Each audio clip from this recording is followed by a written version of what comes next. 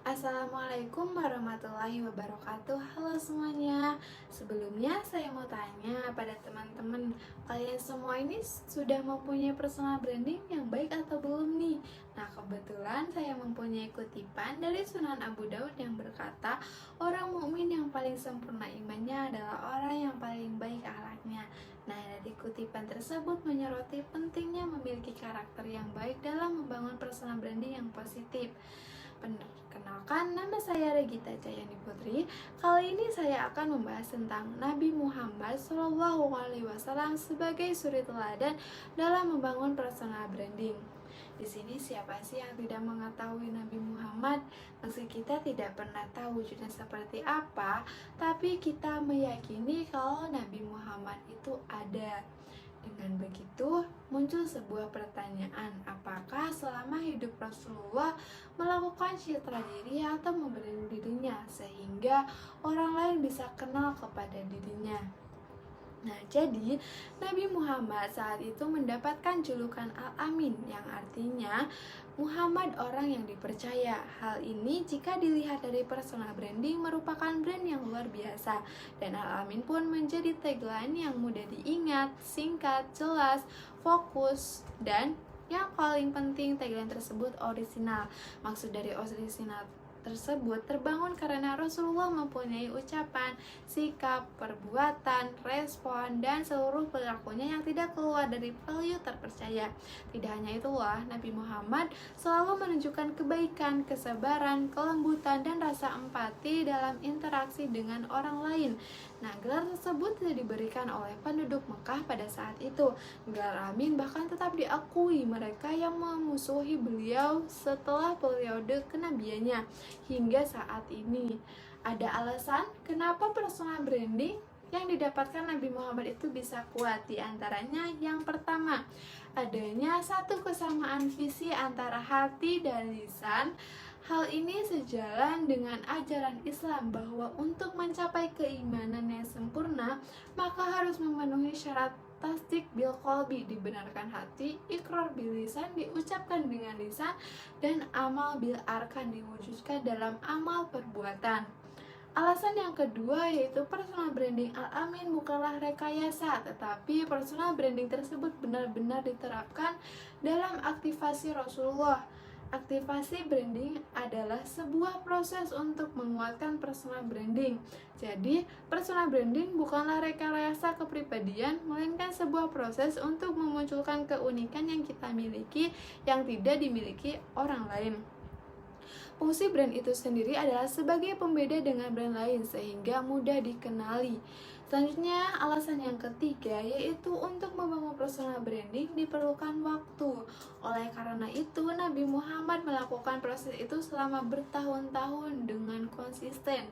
Nah, kita nih sebagai umatnya harus bisa mencontoh Rasulullah dalam membranding dirinya yang originalitas.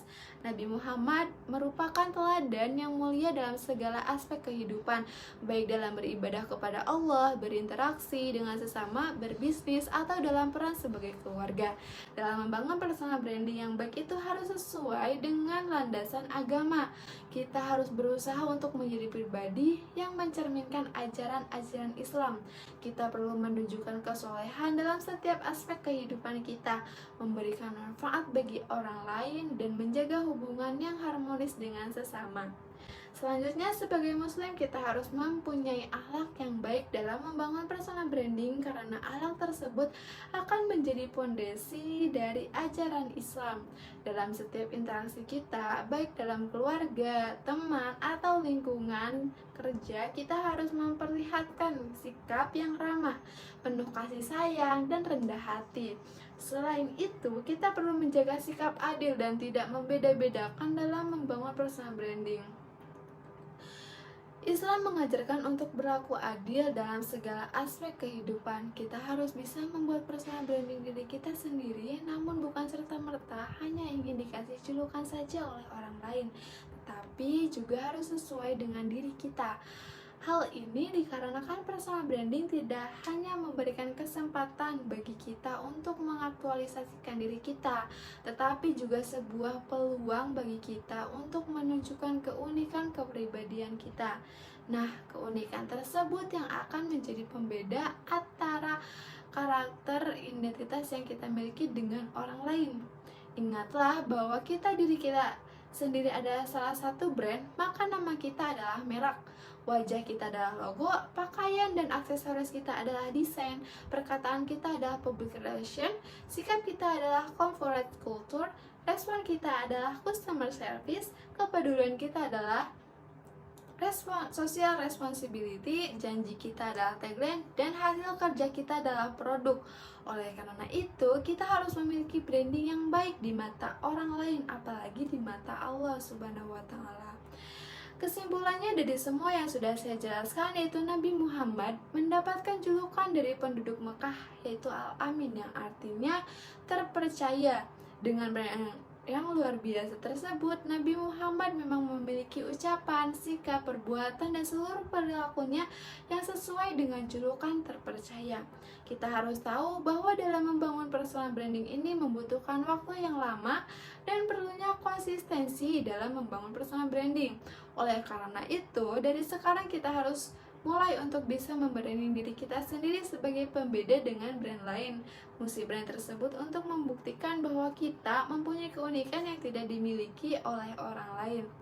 Semoga dari apa yang telah saya sampaikan ini kita dapat mengambil inspirasi dari personal branding Nabi Muhammad yang luar biasa itu. Marilah kita berusaha untuk membangun personal branding yang baik berdasarkan nilai-nilai Islam yang diajarkan oleh Nabi Muhammad dan menjadi kekuatan positif dalam hidup kita dan bagi orang-orang di sekeliling kita. Mungkin sekian yang dapat saya sampaikan. Terima kasih atas perhatiannya. Wabillahi taufiq wal hidayah. Wassalamualaikum warahmatullahi wabarakatuh.